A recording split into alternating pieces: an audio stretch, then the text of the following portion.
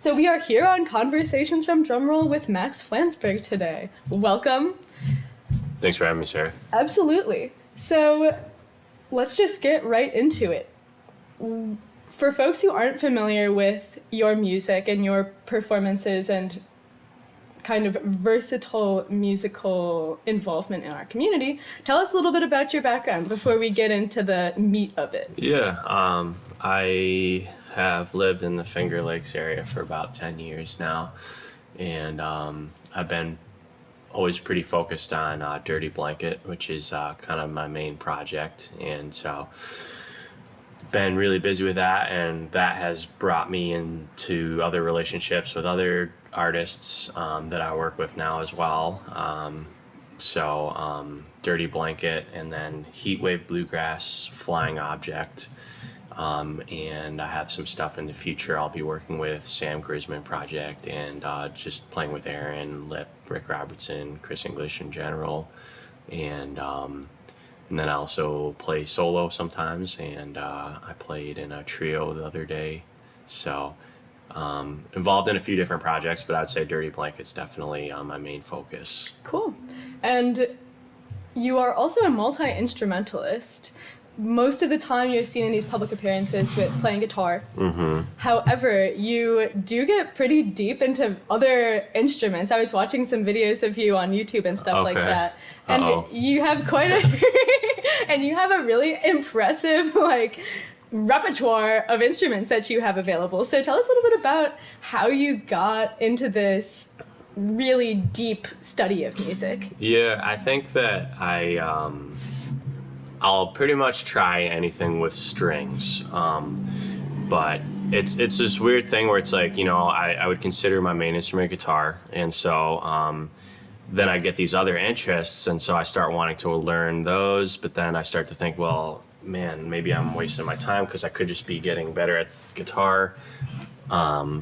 But yeah, I mean, I'll listen to someone play something and be like, that's awesome. I wish I knew how to play that instrument. So I'll, buy one and, put time into it and stuff. And so I don't know, but it's like this never ending, what's a better use of my time, getting better at the thing I'm already decent at, or trying to put time into this new thing. But I don't know. I just like being able to be well-versed and being able to express myself on, just in different formats. So, but I mean, I guitar is what I'm most confident with, but I will say if I could start all over again and go back in time, I would be an organ player. Really? Yeah. How come? It's just the coolest instrument, I think, Like pipe organ or electric? Just a Hammond B3 organ. Okay, cool, so. Yeah. Oh my gosh, what a ball. Yeah. Have you tried it out at all? Yeah, I have an old Hammond M3, and my dad's an organ player, but I can hang a little bit, but I'm definitely more of a bedroom player, so. Cool. Yeah. That's great. So you haven't mentioned it, but you have a beautiful singing voice. Oh, thanks. Absolutely. So, and you've recorded your own album at this point. Yeah. You have a bunch of songwriting under your belt, also some collaborations with Rochester musicians. Mm-hmm. So when did you kind of develop this interest in being a kind of complete performance musician? I think a lot of other artists, I've always just tried writing my own stuff. So as far as singing goes, when I was little in school, that's all the I was in men's chorus, barbershop chorus. I went to barbershop summer camp. Really? Yeah, I've always been into singing. So chorale and all that stuff. I didn't know, I wasn't into anything else other than music when I was little. So, a lot of the singing stuff. And then, so of course, that's when you're trying to write songs and stuff, especially little, that's, you just sing, and maybe I could play some chords on guitar or whatever when I was real little. So, but yeah, I don't think of myself as a singer, I guess, but I sing all the time. I would never introduce myself hi, I'm Max Flansburg, I'm a singer. Yeah. But I do sing, so. You sang on a whole album. I know. I sing a lot, for sure. But I guess I've just always thought of singing and vocals and lyrics as second to music. I don't know why. I guess I just never pay attention to lyrics much. You write them though. I know, but you know what I mean? It's just like Yeah, there I do know what you mean. Like, it's more like when I listen to a song with singing, it's more like how it affects me emotionally. I'm not like dissecting the words as much maybe as other, I don't know. It's just like how my brain works, I guess. Cool. That's really interesting. Mm-hmm. I think a lot of folks that I've been talking to lately do kind of really identify with that element of their musicianship. And it's interesting that you don't. Do you, like, find that songwriting comes naturally to you? Not at all. Really? No. I don't know. I don't, like, have a lot of confidence with, I mean, to be honest, like, I've written a lot of songs that I am, like, proud of and stuff, but I have no process whatsoever for like, oh, this is how I write songs. Like, and sometimes I really have to work at it to like get one to come out, and a lot of workshopping and stuff. But I don't know. But yeah, it's like, I guess playing guitar and instruments comes like more naturally to me, and I have that issue with like judging myself, or like I'll write something and be like, oh, that's pretty cool, and then like 10 minutes later I'm like idiot, like I don't like it at all, and so I guess I would like to be like more involved with songwriting and stuff, and there's a lot of artists like around here too that are like really fantastic songwriters that like I'm inspired by, so I would like to tap into that realm a bit more, I think. So you did come out with your own kind of solo album in 2021. Yeah.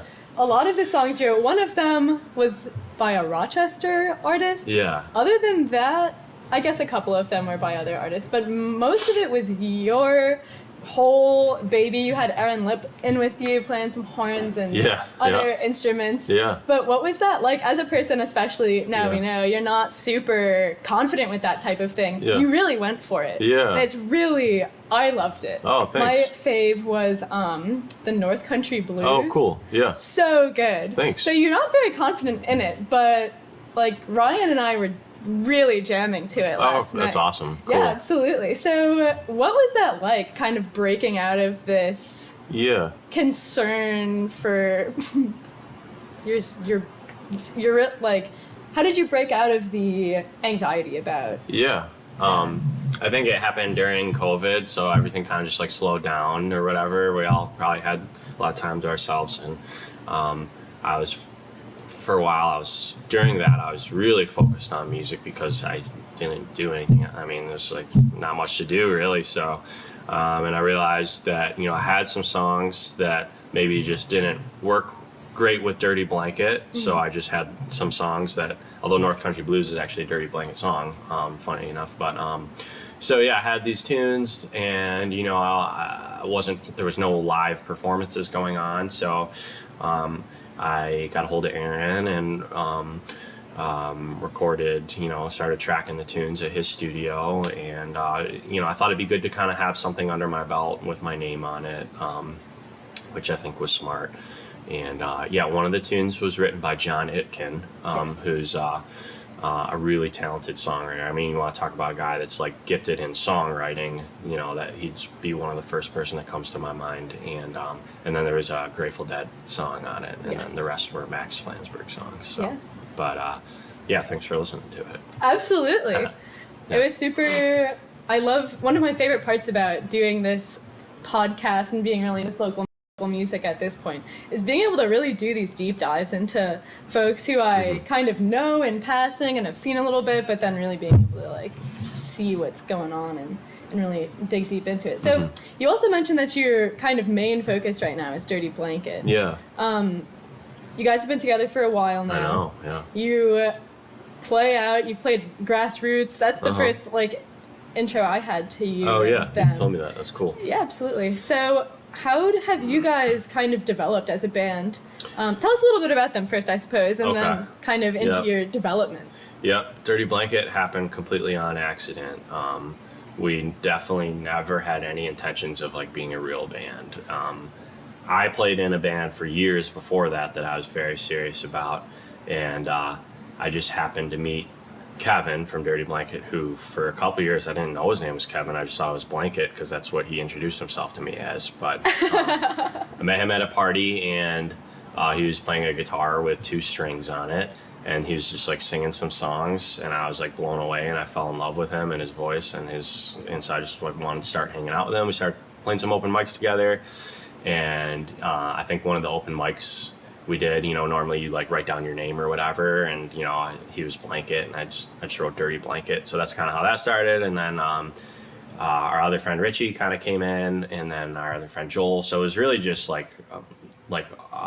just a friend group. Like we're just really close friends, and it was never like we had some like ambition to like be a real band, but it just kind of became that. So we have like this strong foundation of friendship, which is like in any relationship that's so important. Absolutely. And so now we've been at it for a few years. We've done some traveling and touring, and obviously play local. We're in the middle of recording a new record right now that we're pretty excited about. So we're working pretty hard at that, and then we'll be pretty busy in the spring and summer. Cool. Yep. So it sounds like you've got plenty to keep you occupied with Dirty Blanket. However, you did mention that you kind of have this, like, you're one of the people who is kind of originally in Flying Objects, seemingly. I know. I think, I think I'm in the band. Yeah, I would say solidly. Yeah. I have a poster that has your name on it. Cool. For the band. All right, I'm in the band. So, yeah, I would say so. But how did that get started? It seems like kind of an impromptu situation with Matt O'Brien and a couple other local musicians. Yep. I have always been a big fan of Matt O'Brien. Like, haven't we all? Yeah. I mean, I mean, since I was, 17, I was watching his band Thunderbody. And even before that, watching when he was in Giant Panda with his brother. And I don't know, I guess how it happened is Dirty Blanket was playing with Giant Panda in Syracuse, and Flying Object, like the beginning stages of that, they were just kind of on the road for that run, and they played, and I just played a song with Flying Object there, just on guitar, and it's a song that I knew and like loved, and after that, it was like, I think they just were like, hey Max, like we're playing a show here, do you want to come? And I was like, sure, and did that, and then that kind of happened a few more times, and then it just kind of happened. It just felt like I was just in the band, and it's cool because like I love playing in that band for a lot of different reasons, but it's fun to like not really be in charge of anything. Like I just show up with my guitar and just play awesome music where I don't have to really think about it. I just like feel things.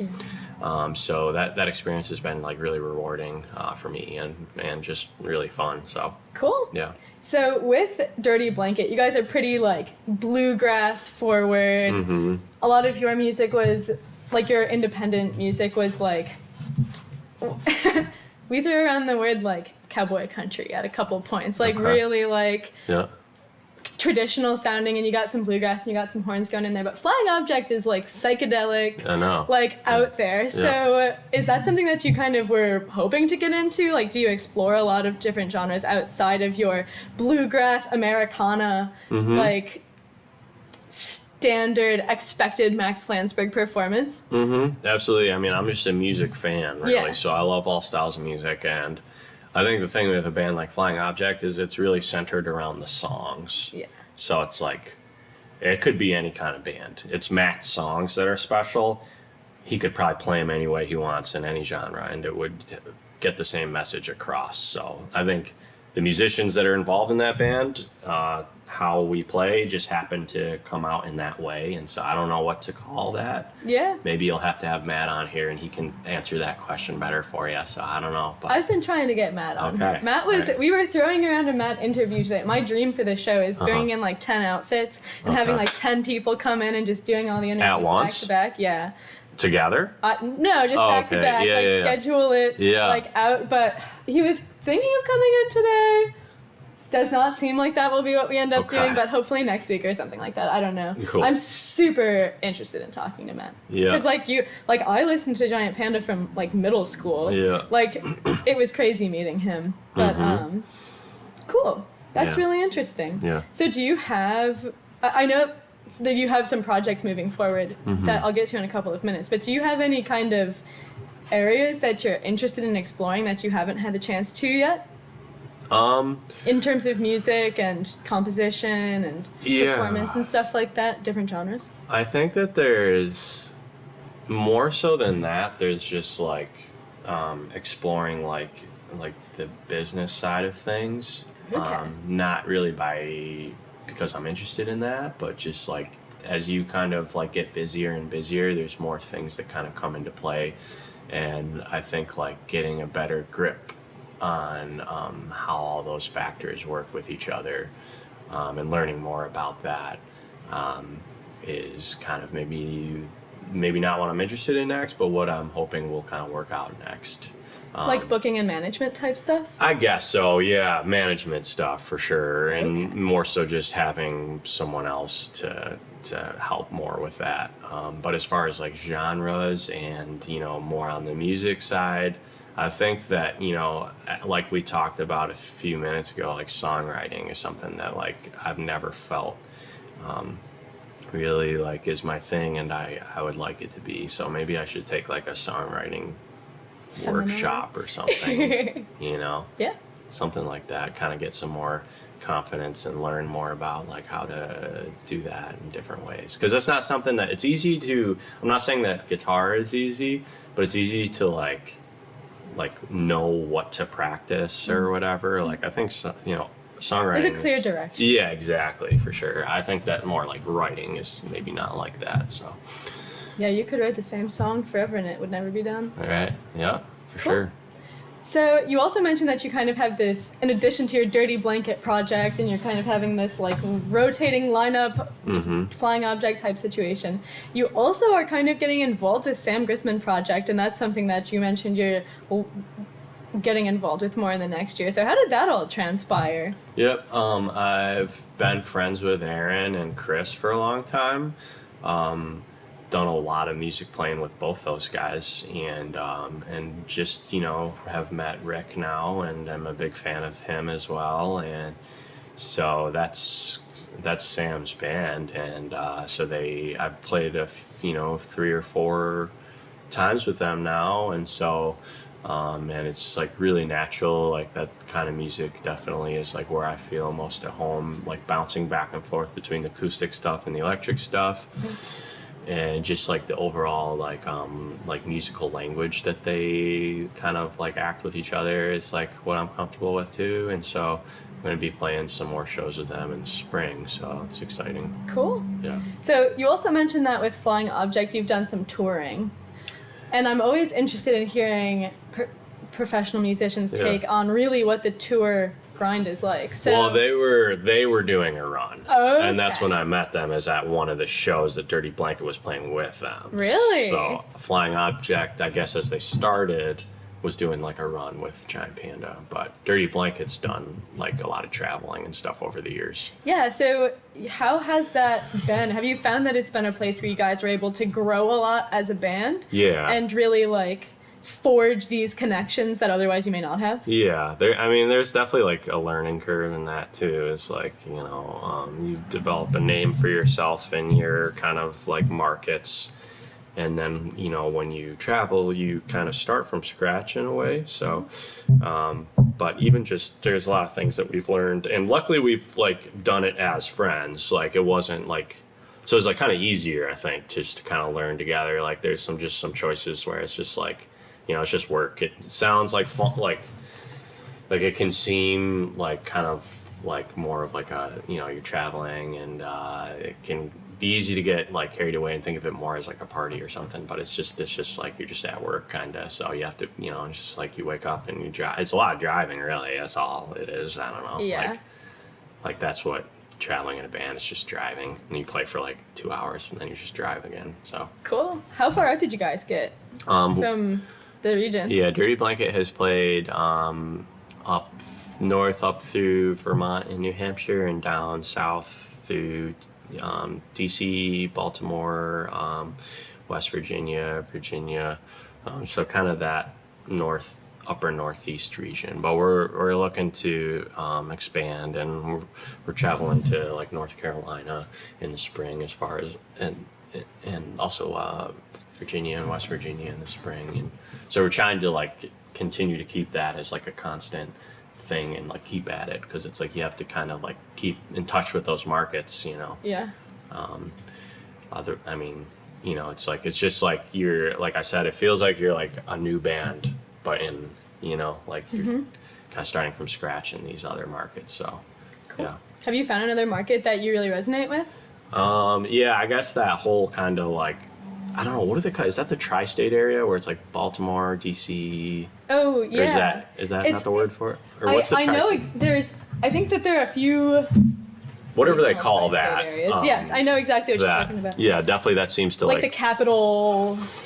Yeah. I know. I guess, yeah, that kind of Baltimore, DC, and West Virginia, that whole kind of. Cool.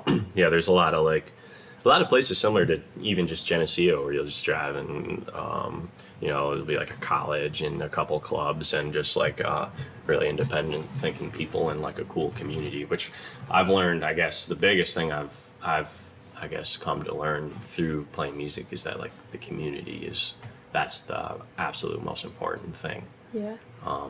Everyone that's involved, whether it's like someone like yourself doing what you do to whoever's like pouring the drinks, I mean, or, you know, cleaning the bar when the show's over. I mean, all that, everyone's kind of really just, no one's more important than anyone else. And like that's what I've like learned is like the most important. And like, so if you can tap into all the other different communities, you know, I think that's kind of maybe the main goal. Cool. Yeah. Have you found that there's a specific demographic that really comes out for Dirty Blanket?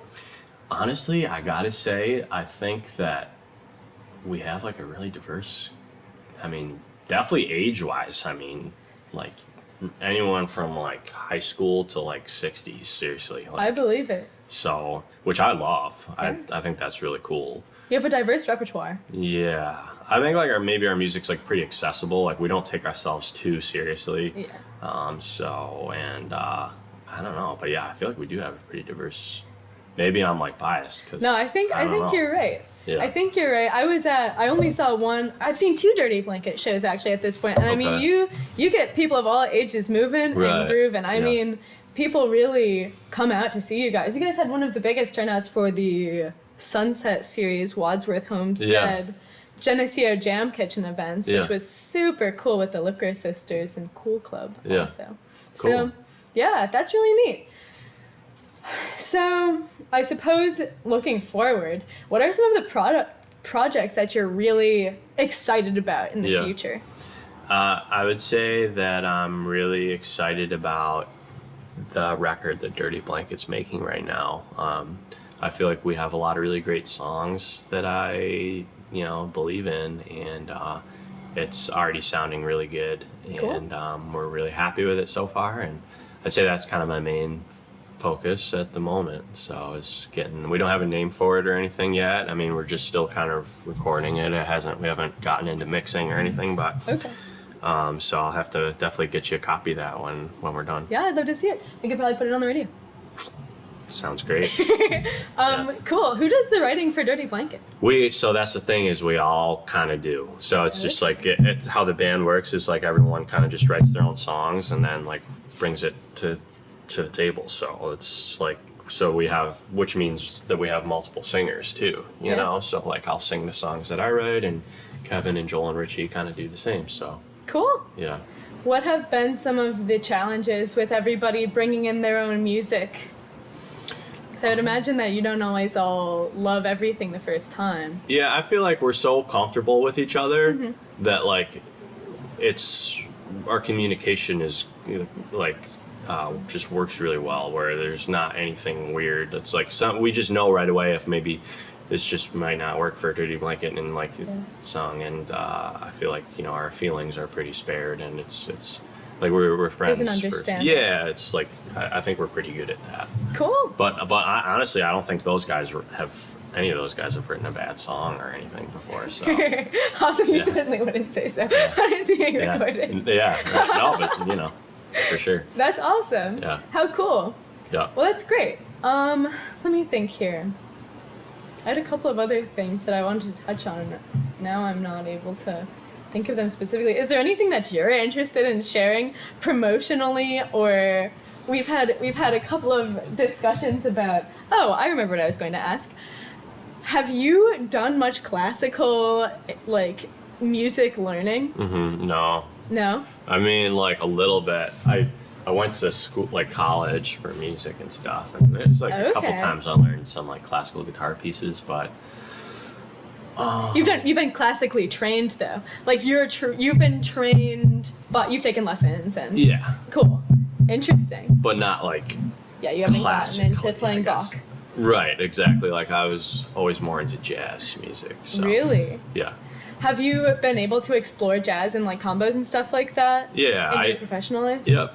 I mean, I went to school at SUNY New Paltz for a year, and I was in the jazz program, and it was a really cool experience, and just learned a lot. And there was times where that was the only kind of music I would listen to for like a couple months at a time. Really? Just trying to like understand that language of music, because that really transfers over to like everything else, in my opinion. Yeah. So, but I would love to learn more about classical music, and if anyone out there wants to teach me more about it, lend my ears for sure. Cool. So, That's awesome. What is it that draws you to jazz? like improv. That's my favorite thing, is just like spur of the moment expression,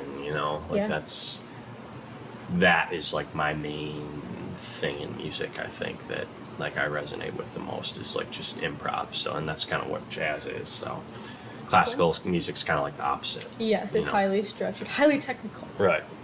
At least I think. Maybe someone will watch this and be like, this guy's an idiot and he doesn't know what he's talking about. But, I think that there's definitely like more structure in classical jazz. Right. I think that would be pretty broadly accepted. Right. Yeah. Cool. Yeah. That's really interesting. We had Julia Weatherholtz on here last week, and she was talking about how much she loves jazz, and she went to Korea to do this like Lindy Hop competition jazz like thing. So have you been able to have any of these like? I didn't realize how much of the jazz performance scene included like dancing and things like that. Have you had any of those types of experiences? I don't think so. Where people pull out their dancing shoes? Maybe just at whatever dancing happens at Dirty Blanket shows. Cool. But yeah, I just learned that Julia sings in my friend Paul McArdle's band called Helium Bubble. Yeah. Or at least I saw a video of her singing with. I don't know if she's they in just the came band. out with a song in December, and they're coming out with one like this week or next week or something like that. So yeah, if anyone would ever ask me who my favorite guitar player is, like ever, I think I would say Paul McArdle. Yeah. So, I mean, he's like, as a guitarist, like that's it for me. So I'm pretty excited to kind of check out Helium Bubble a little bit more. Yeah, they're super cool. They're gonna be playing here. I saw that. Yeah. In March or something like that. Yeah, which this is awesome, by excited. the way. I haven't been here yet, so it's really cool. Did a great job with it. Thank you. Yeah, this little backdrop here has been my favorite, and you can't see it in the video, but there's a little bump in over there too that I always enjoy. I haunt it. But awesome. Well, I'm so glad that you're digging what we've got cooking here. Yeah, Dirty Blanket will be here. I don't know if it's announced yet, but that's happening at some point. So I'm looking forward to it. Oh, excellent. Yeah. I don't know that it's been announced yet, but stay tuned. Stay tuned. Do you have any final sentiments? Oh, I know what I was going to mention. Iggy from Public Water Supply, we had him in here, and he shared some very interesting perspective. He philosophized towards the end of his. Do you have any final remarks or sentiments to share with folks? Iggy got really into talking about the music at college, learning about music, how being a college-trained musician is like partly not worth it, and in some ways very helpful. So beyond your own personal philosophizing, do you have any final messages to share with everybody? Just take care of yourselves and be healthy and make good choices. Cool. Perfect. Well, thank you so much, Thanks, Max. Sarah. This has been Max Flansburg on Conversations from Drumroll. Thanks for swinging by. Yeah, thanks. Absolutely.